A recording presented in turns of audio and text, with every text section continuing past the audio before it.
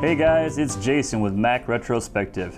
Today we're taking a first look at the PowerMac G4 Cube, a Mac that did a lot right and a lot wrong. Apple designed the PowerMac G4 Cube to be a middle-of-the-road option for customers. Apple's desktop designs had been somewhat neglected by July of 2000, so the excitement level was pretty high when the G4 Cube came along. It was compact, 14-pound enclosure in the form of a, wait for it, cube, surrounded by a clear acrylic glass enclosure, specifically a polymethyl methacrylate, or PMMA, also known as plexiglass, also what I should have started with first. The PowerMac G4 Cube was more powerful and upgradable than the iMac G3, but not quite as beefy as the full-blown PowerMac G4. The PowerMac G4 Cube did, however, cost more than either the iMac or PowerMac. You'd have to shell out $1,799 minimum for one. That's over $2,600 in today's money, and that didn't even include a monitor. If ever you wanted proof that art is in the eye of the beholder, here it is. Wikipedia tells us that the New York Museum of Art has one of these in its collection. The museum also has the transparent Harman Kardon speakers that came with it. Besides their interesting look, their build quality and sound quality was pretty spectacular, so they are pretty desirable to collectors. Now, the Apple PowerMac G4 Cube had all that and more going for it. It was highly upgradable, so it actually got a surge of good press shortly after its discontinuation on July 3rd of 2001, as resellers and tech-savvy users started pimping them out.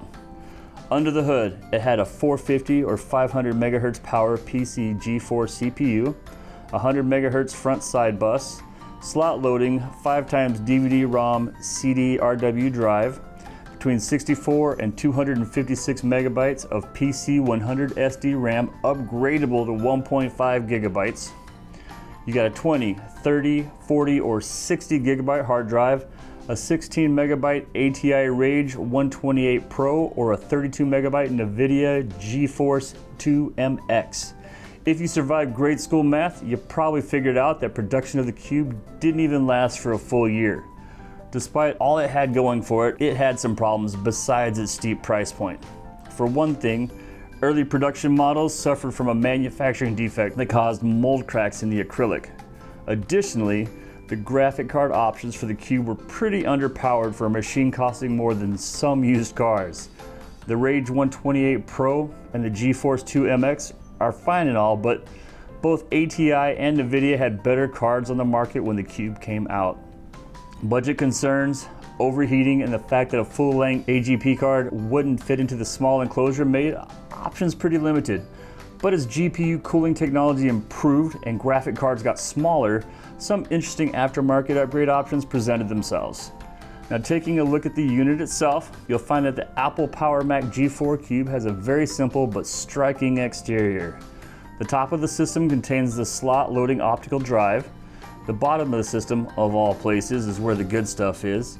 Here you'll find the power connector, a 10100 Ethernet port, 2 USB 1.1 ports, 2 FireWire 400 ports, a 10 base T connector for the 56K V90 modem, VGA port, and an Apple display connector.